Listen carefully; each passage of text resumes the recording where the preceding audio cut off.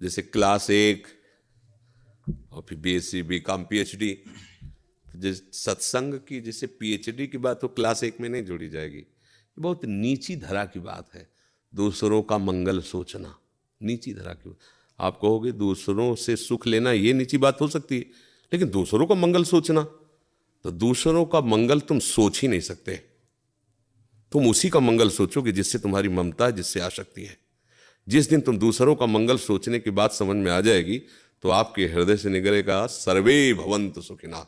अब ये बात कोई महात्मा बोल सकता है, साधारण नहीं बोल सकता। आप जांच के देखो दूसरों में कौन है, पति पुत्र रिश्ते नाते पड़ोसी, वही जो आपसे ममता रखता है।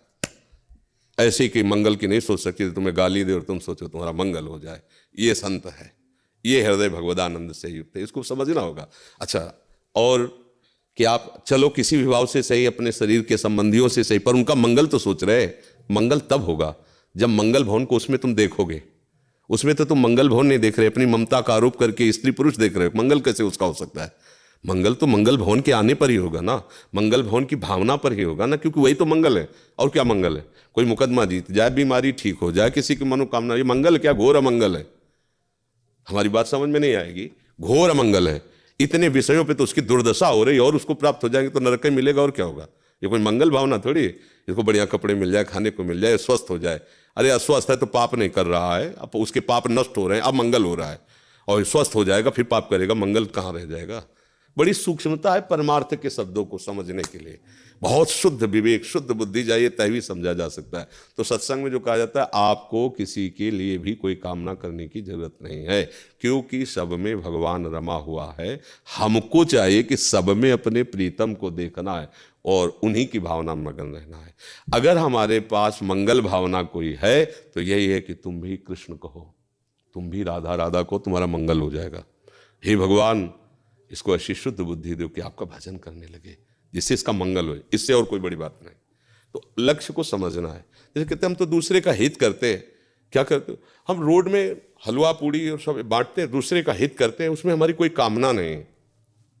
अंदर से भगवान को साक्षी करके देखो, मान की कामना है कि नहीं, इसके बदले में कुछ मिले कामना है कि नहीं, पुण्य मिले। आगे चल करके हम आज 10,000 की पूड़ी बांट रहे हैं, कल 1,00,000 की बांटने लगे और हमारे पास 1 करोड़ स्टॉक है कि नहीं। गणित देखो, सर्वज्ञ भगवान तुम्हारे हृदय में बैठा देख रहा है, अपने आप पोल खुल जाएगी।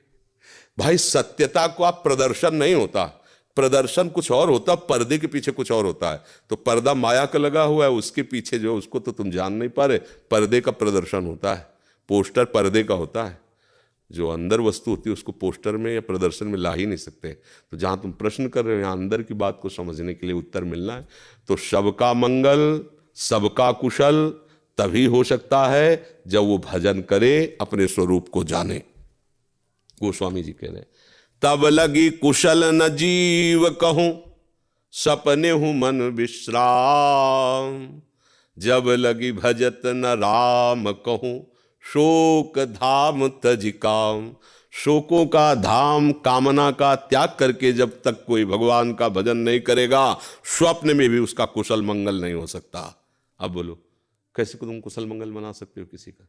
कुशल मंगल बैठकर उसे भगवान की बात सुनाओ, उसको नाम जप करने की प्रेरणा दो, तुम नाम कीर्तन करो, उसको करवाओ, जबरदस्ती करवाओ, मानो चाहे ना मानो, उसका मंगल स्वयं हो रहा है। भाव कुभाव अनखाल सहु, नाम जपति मंगल दिस।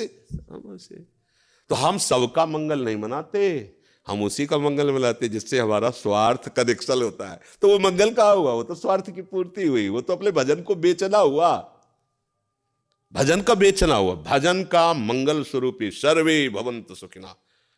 हम जो भजन कर रहे हैं, चराचर जीव सुखी रहें, स्वस्थ रहें, निष्पाप रहें, सबको शांति मिले, सबको, ये उस महात्मा के हृदय से निकलेगा जो निरपेक्षम मुनिम शांतम निर्वैरम सम दर्शनम। तो भगवान जिसके लिए कहते हैं अनुब्रजाम्यहम नित्यम पुयत्यंगुरेणु भी, मैं उसकी चरण रज लेने के लिए स्वयं घूमता हूँ, उस महात्मा के हृदय से निकलेगा। वचन की बात नहीं, तुम्हारे वचन से सर्वे भवन्तु सुखिनः थोड़ी हो जाएगा।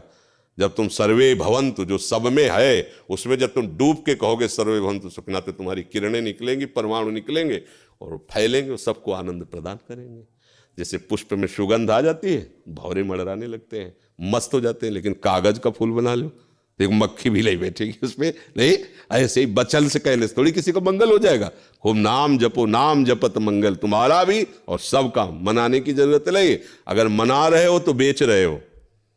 कभी कोई किसी गली चलते बीमार को उठाकर अस्पताल ले जाओ और उसके लिए फिर सोचो, जिसको जानते भी नहीं हो, जो कभी तुम्हें नमस्कार न किया है न करेगा, मेरे प्रभु है, हे भगवान मेरे पास जो तन मन धन जो भी भजन है इसको सुख मिले। ये कोई महात्मा बोल सकता है, दूसरा नहीं।